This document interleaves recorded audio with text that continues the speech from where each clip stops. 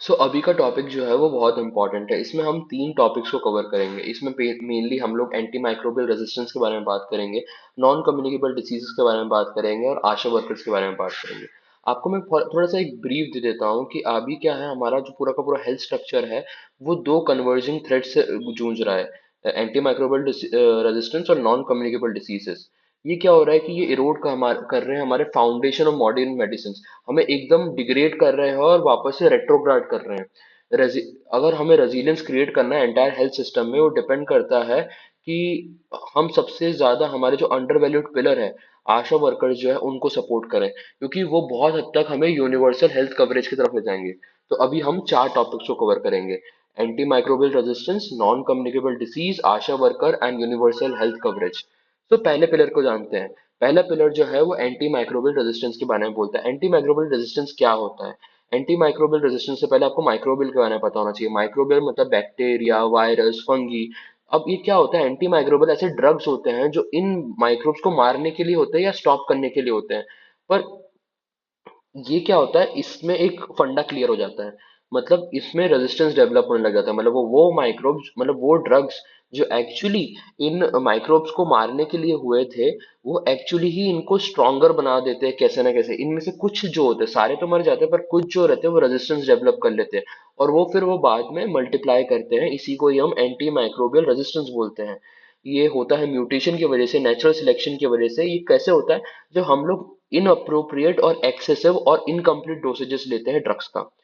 ये थ्रेटन करता है कि प्योर पुश करता है मेडिसिन को बैकवर्डली। क्योंकि इससे क्या होता है कि पुराने जो नॉर्मल इन्फेक्शन जो होता है उसको ट्रीट करना अनट्रीटेबल बन जाता है। आपकी सर्जरीज जो होती है, उन पोस्ट सर्जरी ट्रीटमेंट बहुत ज्यादा डेंजरस बन जाता है, क्योंकि आपको कोई भी ड्रग जो सूट ही नहीं करेगा। आप उसको रेजिस्टेंट बन जाओगे तो आपको क्या देंगे जिस तरह से वो इन्फेक्शन टॉलरेटेबल बन जाए, या उसको सॉल्व करा जाए, या उसे क्योर किया जाए।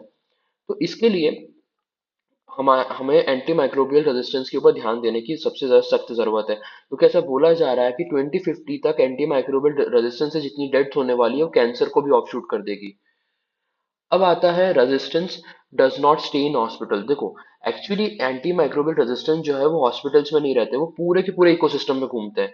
कैसे? अब को सपोज करो कि किसी ह्यूमन ने मिस यूज तरीके से या इन इनकम्प्लीट डोसेजेस की वजह से या एक्सेसिव यूज ऑफ ड्रग्स की वजह से उसने अपने अंदर ये कल्टीवेट कर लिया एंटी माइक्रोबियल रेजिस्टेंस। अब ये जब एक्सक्रीट करता है इस चीज को, तो ये वाटर शेड में, इन्वायरमेंट में रिलीज हो जाता है। इन्वायरमेंट से ये एग्रीकल्चर कंटामिनेशन करता है, सॉइल क्रॉप्स में जाता है, और फिर उसके बाद वहां से वो लाइफ स्टॉक में जाता है। ये थ्रू लाइफ स्टॉक जब फूड चेन में घुसता है वापस, तो ये वापस हमारे फूड चेन में वापस से घुस जाता है एंटी माइक्रोबियल रेजिस्टेंस। तो ये पूरा लूप एंड साइकिल होता है।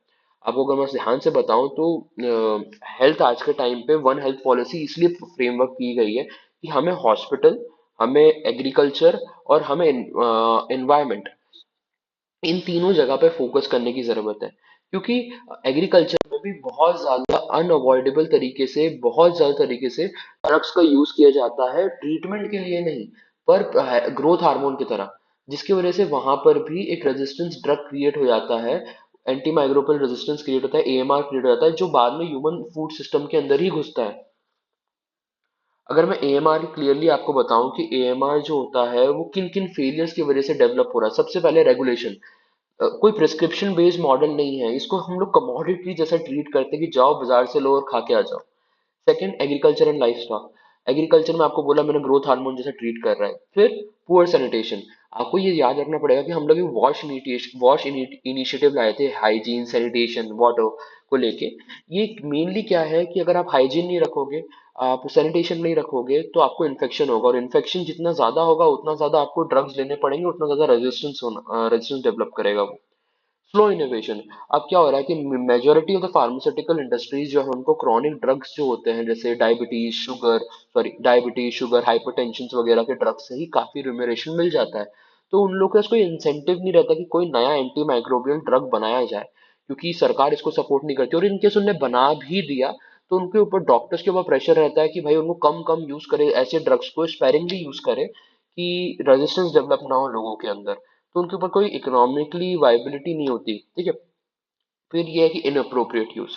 ऑफ कोर्स, ड्रग्स का अगर आपको कोई वायरल इन्फेक्शन हो गया और आप बैक्टीरियल इन्फेक्शन के ड्रग्स लोगे, तो आप अपना रेजिस्टेंस डेवलप कर दोगे किसी चीज के अगेंस्ट। और उसी के लिए आप उनको ट्रेनिंग सेशन दे रहे हो कि भाई तू ट्रेन हो, मेरे अंदर डेवलप हो और ऐसे ऐसे करा आगे जाके। तो इनअप्रोप्रिएट यूज भी बहुत दिक्कत देता है। सेकंड प्रेशर जो आता है आपका एनसीडी से आता है, ये एक साइलेंट ड्रेन है। ये एक साइलेंट पेंडेमिक भी बोलते हैं इसको, क्यों? क्योंकि ये देखो क्रॉनिक कंडीशंस को शो करता है जो मतलब किसी इन्फेक्शन के थ्रू नहीं होता है। ये आपके हेल्थ मतलब life cycle, lifestyle, eating habit, living condition से धीरे धीरे ये कल्टीवेट होना स्टार्ट होता है। इसके अंदर हार्ट डिसीज होती है, डायबिटीज होता है, कैंसर होता है, क्रोनिक रेस्पिरेटरी डिसीजेस आती है। ऐसा बोला जाता है कि 74% ऑफ डेथ, मतलब हर 4 में से 3 आदमी जो है वो आपके एनसीडी से ही मरता है। एनसीडी अगर आप ध्यान से देखोगे तो डबल बर्डन ऑफ डिसीज लेके आ रहा है। ऑलरेडी हम लोग अपने कम्युनिकेबल डिसीज से भी कोप अप नहीं कर पा रहे हैं, ऊपर से एनसीडीज भी रैपिडली बढ़ने लग गए, तो जो काफी ज्यादा प्रेशराइज कर रहा है हमारे हेल्थ सिस्टम को। एनसीडी जो है वो अंडरमाइन करता है कुछ चीजों को, इम्पैक्ट करता है। सबसे पहले फैमिलीज को कैसे? एक्सपेंसिव ट्रीटमेंट होता है एनसीडीज का, लॉन्ग टर्म ट्रीटमेंट होता है एनसीडीज का, जिसके से आउट ऑफ पॉकेट एक्सपेंडिचर होता है। अब जब आउट ऑफ पॉकेट एक्सपेंडिचर होता है तो हाउस होल्ड की इनकम कम हो जाती है, जिसकी वजह से चाइल्ड चाइल्ड केयर और न्यूट्रिशन में कम इन्वेस्टमेंट होता है। दूसरा, health care system over burden हो जाता है। हेल्थ केयर सिस्टम क्योंकि रेगुलर फॉलो अप लेना पड़ता है और ये लॉन्ग टर्म प्रोसेस होता है। फिर इकोनॉमी, सबसे ज्यादा प्रोडक्टिव एज जो आपकी रहती है 30 से 60, जिसमें आप काम करने वाले होते हो, वो आपकी प्रोडक्टिविटी को ही डिग्रेड कर देता है, तो फिर आप लाइबिलिटी बन के रह जाते हो। फिर अब हम लोग बात करेंगे कि एक ऐसा सिस्टम चाहिए हमें जो इन दोनों चीजों को काउंटर कर सके। तो हमारे लिए वो सिस्टम है यूनिवर्सल हेल्थ कवरेज, जो वर्ल्ड WHO ने रिकमेंड किया था। पर वो ग्राउंड लेवल तक जो एंटिटी उसको पहुंचाती है उनका नाम है आशा वर्कर्स। आशा वर्कर्स जो है वो एक ह्यूमन ब्रिज है जो फॉर्मल हेल्थ सिस्टम को कम्युनिटी से जोड़ के रखी है। वो ट्रेन्ड वुमेन्स है जो एक्टिवली एक्टिविस्ट के जैसा काम करती हैं। तो कौन है आशा वर्कर्स?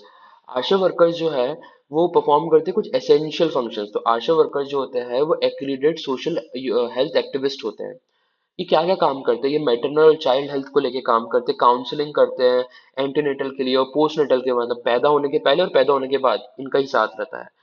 फिर ये इम्यूनाइजेशन करवाते हैं, आपका ब्रेस्ट फीडिंग को लेके गाइडेंस करते हैं, काउंसलिंग करते हैं, डिसीज सर्वेलेंस करते हैं। कोविड के बाद तो इनका सर्वेलेंस पैरामीटर और ज्यादा बढ़ गया है। ये टीबी, मलेरिया, बहुत सारी चीजों को लेकर सर्वेलेंस देते हैं। कम्युनिटी मोबिलाइजेशन कराते हैं, लोगों को मोबिलाइज करते हैं रिस्पेक्टिव टू स्कीम्स को लेकर, जैसे आयुष्मान भारत के टाइम किया गया था। फिर प्रिवेंटिव हेल्थ को लेके गाइड करते हैं कि भाई कोई भी सिम्टम दिख रहा है, आप पहले से प्रिकॉशन लो, आप उसको एकदम डिजास्टर या डिजास्टर्स बनने तब तक मत जाओ। फिर क्राइसिस रिस्पॉन्स को लेके सबसे पहले फ्रंटियर वर्कर्स की तरह काम किया था आशा वर्कर्स ने कोविड 19 के टाइम पे, बिना पीपी किट के। आप समझ रहे हो मतलब उनका इंटेंसिटी और करेज। पर अब आता है पैराडॉक्स सिस्टम, मतलब एक ऐसा सिस्टम जो अपने मेजरली अपने वर्कफोर्स पर डिपेंड कर रहा है और उसी वर्कफोर्स को अंडर वैल्यू कर रहा है।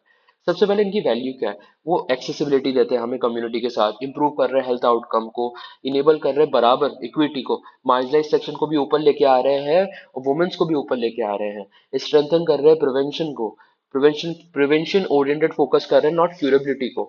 पर स्ट्रक्चरल नेगलेक्ट क्या है? स्ट्रक्चरल नेगलेक्ट ये है कि आज के टाइम पे भी उनको रेगुलर पे नहीं मिलता है। उनको जो पेमेंट मिलती है वो एज ए इंसेंटिव मिलता है कि आप टास्क पूरा करो, आपको पेमेंट मिलेगा। वॉलंटियर स्टेटस है, तो इसकी वजह से उनको सोशल बेनिफिट नहीं मिलता, उनको एम्प्लॉयबिलिटी स्टेटस नहीं है, उनका गवर्नमेंट जॉब का स्टेटस नहीं है। मैसिव वर्कलोड एक्सपेंशन है। पहले उनको सिर्फ बनाया गया था maternal and child health care के लिए, पर अब उनका पैरामीटर बहुत बढ़ा दिया गया है। उनको स्क्रीनिंग करना हाइपरटेंशन का, डायबिटीज का, है ना। और उनको ट्रेनिंग भी नहीं दी जाती है इन सब चीजों की, ना एक्स्ट्रा पे दिया जाता है। ऑक्यूपेशनल एंड जेंडर रिस्क भी है कि भाई पहली बात तो कोई प्रोटेक्टिव इक्विपमेंट नहीं दिया गया था, जैसे मैंने आपको बोला था पीपी किट नहीं दिया था कोविड के टाइम पे। और दूसरी बात कि जेंडर रिस्क भी है। जेंडर रिस्क कैसे? कि एक पेट्रियार्कल सोसाइटी में जब आशा वुमेन काम करती है तो बहुत ज्यादा वो सोशल नॉर्म्स के अगेंस्ट जाते हैं हेल्थ हेल्थ फैसिलिटीज को ग्राउंड लेवल तक पहुंचाने के लिए, जिसकी वजह से उनकी डिग्निटी, उनकी रिस्पेक्ट और उनकी लाइफ को भी थ्रेट किया जा सकता है। तो कोई प्रोटेक्शन भी नहीं है, ना सेफ्टी है। सेंट्रल पिलर जो है वो डबल प्रेशर की वजह से क्रैक होने लग गया। देखो एएमआर और एनसीडी जो है वो सिर्फ हॉस्पिटल्स मैनेज नहीं कर सकते। मैंने आपको बोला ना, ये मल्टी सेक्टरल अप्रोच की जरूरत है, वन हेल्थ अप्रोच की जरूरत है, जिसमें डिफरेंट मिनिस्ट्रीज को भी इन्वॉल्व होना पड़ेगा इन सब के साथ डील करने के लिए। तो हम अब स्पेसिफिकली बात करते हैं कि कैसे कम्युनिटी हेल्थ वर्कर्स के ऊपर ओवरबर्डन आ रहा है। देखिए एएमआर क्या कर रहा है, आशा वर्कर का एएमआर में क्या रोल है, वो मेनली बोलेंगी समाज को कि भाई आप हाइजीन रखो, हाइजीन रखोगे तो इन्फेक्शन नहीं होगा, इन्फेक्शन नहीं होगा तो ओवर यूज नहीं होगा ड्रग्स का और रेजिस्टेंस डेवलप नहीं होगा। वैसे ही आशा वर्कर जो है एनसीडीज को लेके भी काफी ज्यादा एक्टिव है, वो स्क्रीनिंग करते हैं किसको हाइपरटेंशन है, किसको शुगर है, और काउंसिल करते हैं उनकी लाइफस्टाइल कैसी होनी चाहिए, फॉलोअप्स लेते रहते हैं। और हम उन्हीं को नेग्लेक्ट कर रहे हैं जो सबसे ज्यादा इंपॉर्टेंट है लड़ने के लिए दो मोस्ट कॉम्प्लेक्स हेल्थ क्राइसिस के लिए। तो हमको सपोर्ट करना चाहिए, ट्रेन करना चाहिए, कॉम्पनसेशन देना चाहिए जितना उनका लाइबल जरूरत मतलब जितने के वो हकदार है। अब हम बात करते हैं यूनिवर्सल हेल्थ कवरेज क्या होता है। यूनिवर्सल हेल्थ कवरेज जो होता है वो एक राइट है, प्रिविलेज नहीं है। मतलब इसका सिंपल सी वो तीन चीजों के ऊपर फोकस करता है कि भाई S universal health coverage focus करता है कि सब लोग जो है वो हेल्थ सर्विसेज को एक्सेस कर पाए। दूसरा, हेल्थ सर्विसेज की क्वालिटी अच्छी होनी चाहिए, और तीसरा वो अफोर्डेबल होना चाहिए। हेल्थ सर्विसेज फ्री नहीं है, ये एक रिस्क पूलिंग किया जाता है, सब लोग अपने टैक्सेशन से पैसा इकट्ठा करते हैं इस चीज के लिए, सबको मिलने के लिए, मतलब अपनी जरूरतों के हिसाब से आपको हेल्थ सर्विस मिलेगी, और स्टेट की रिस्पॉन्सिबिलिटी है देने की। तो समझ में आया, रिस्क पूलिंग होना, इक्विटी होना, स्टेट की रिस्पॉन्सिबिलिटी है इसको डिलीवर करना। ये अलाइन होता है एसडीजी 3.8 के साथ और इंडिया के कॉन्स्टिट्यूशनल वैल्यूज के साथ, आर्टिकल 21 के साथ। अब इंडिया का क्या पाथ है यूनिवर्सल हेल्थ कवरेज को लेके, मतलब वो यूनिवर्सल हेल्थ कवरेज को कैसे एम्बिशियसली अचीव करेगा, तो उसके लिए कौन कौन सी पॉलिसीज है और बैरियर्स कौन कौन से। पॉलिसीज में अभी पिछले वाले सेशन में मैंने आपको बताया था, जैसे आपके आयुष्मान भारत है, पीएम जय, और आपके हेल्थ एंड वेलनेस सेंटर्स है, फिर आपके नेशनल डिजिटल हेल्थ मिशन है, फिर आपका डिजिटल इनिशिएटिव जैसे आयुष्मान भारत डिजिटल मिशन है, ये सब आपके इनिशिएटिव है यूनिवर्सल हेल्थ कवरेज को लेके। ठीक है। आपके दो तीन इनिशिएटिव और है, जैसे नेशनल एक्शन प्रोग्राम है एंटी माइक्रोबियल रेजिस्टेंस के लिए। ठीक है, आपका स्टूवर्डशिप प्रोग्राम है।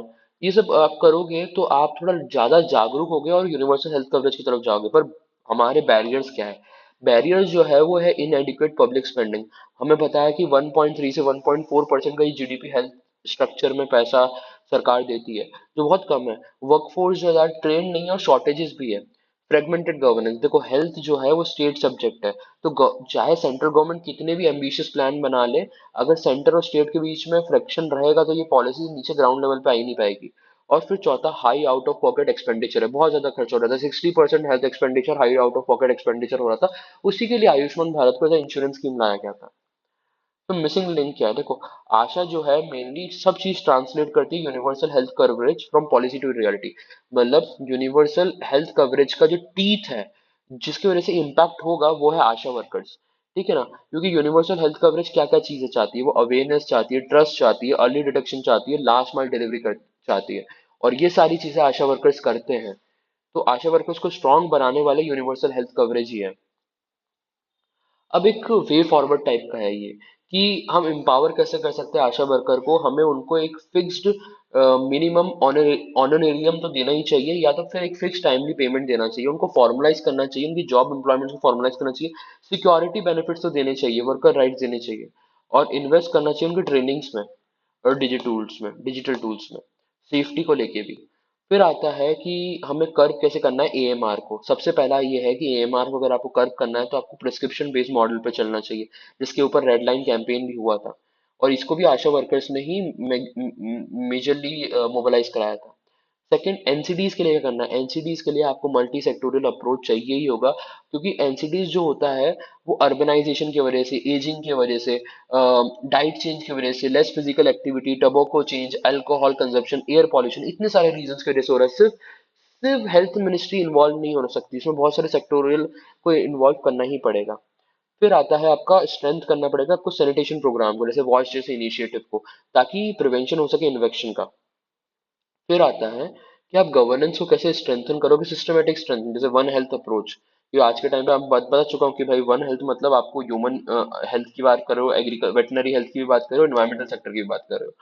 फिर मेनली है कि आपको कॉम्प्रिहेंसिव प्राइमरी केयर के ऊपर ध्यान देना चाहिए आपके हेल्थ एंड वेलनेस सेंटर में, क्योंकि उसका एम्बेड बढ़ गया है, वो लोग आजकल स्क्रीनिंग पे ज्यादा ध्यान देते हैं, एनसीडीज पे ज्यादा ध्यान देते हैं, है ना। इन्वेस्ट करना चाहिए आपको सर्विलेंस सिस्टम में, एएमआर और एनसीडीज के।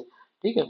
अब चैलेंज क्या है, तो चैलेंज जो है वो फेलियर नहीं है मेडिसिन का, चैलेंज ये है कि हम लोग, हमारा सिस्टम और कलेक्टिव रिस्पॉन्सिबिलिटी फेल हो गई। कैसे, हमें पता है कि कन्वर्जिंग क्राइसिस है एंटी माइक्रोबियल रेजिस्टेंस और एनसीडी जो है वो क्यों हो रहा है, क्योंकि हम लोग अपने वर्कफोर्स को ही नेग्लेक्ट कर दे रहे हैं। और ये आइसोलेटेड मेडिकल प्रॉब्लम नहीं है, इसमें बहुत ज्यादा इंटीग्रेशन की जरूरत है। इसमें जो मेजर प्रॉब्लम है वो रेगुलेशन की है, क्योंकि कोई डीप लॉ नहीं है, प्रिस्क्राइब मैनर में कोई काम नहीं हो रहा है, बिहेवियर की है। लोगों को लगता है कि भाई ये मिठाई है खा लो, है ना, हाँ, कमोडिटी मान के रखा है दवाइयों को। मार्केट इंसेंटिव नहीं है। देखो, मार्केट इंसेंटिव क्रिएट करने के लिए आपको तीन चीजें करनी पड़ेगी। कोई भी फार्मास्यूटिकल फर्म कोई नया माइक्रो कोई भी फार्मास्यूटिकल फर्म जो है वो आपका एंटी माइक्रोबियल ड्रग जब भी बनाएगा जब उसका इंसेंटिव होगा। जैसे टैक्स बेनिफिट दे सकते हो आप उसको, पेटेंसी राइट दे सकते हो, या फिर आप उसको हैंडसम मनी दे सकते हो जब उसका कोई ऐसे कुछ इन्वेंशन कर दे वो। ठीक है। फिर हमें सैनिटेशन और कलेक्टिव एक्शन के ऊपर भी काम करना चाहिए। तो प्रिस्क्रिप्शन तो होना ही चाहिए। हेल्थ सिस्टम जो है इंडिया के लिए एक इंटीग्रेटेड स्ट्रेटजी ही चाहिए, जिसमें हम तीनों को टारगेट करें, किस किस को, एएमआर को, एनसीडी को, यूनिवर्सल हेल्थ कवरेज को, है ना, जिसके लिए हमें हमारी कम्युनिटी को बहुत ग्राउंड लेवल पे स्ट्रांग करना पड़ेगा और उसके लिए आशा वर्कर्स की जरूरत है।